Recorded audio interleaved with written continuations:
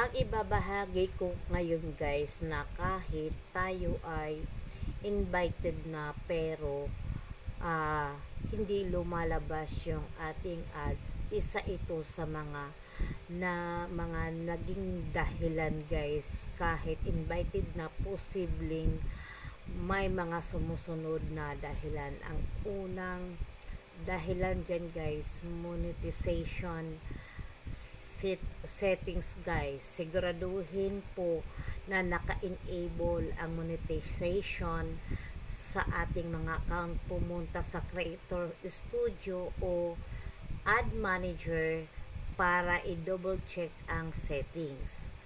Ang pangalawa dyan guys, eligibility requirements. Baka hindi pa po na-meet ang lahat ng requirements para sa monetization.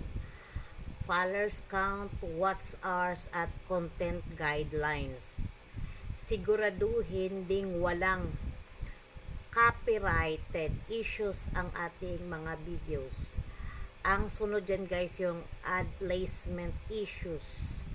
Minsan ang inyong mga video ay maaring hindi angkop para sa ads. Halimbawa, yung mga sensitive content, hindi advertiser friendly o hindi pasok sa format ng ads.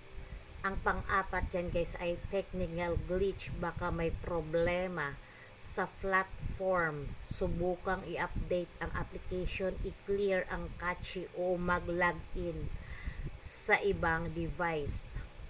Ang panglima dyan guys, pending review. Kung bago lang po ang inyong monetization, maaring nasa review process pa ang ating mga account o ang mga video.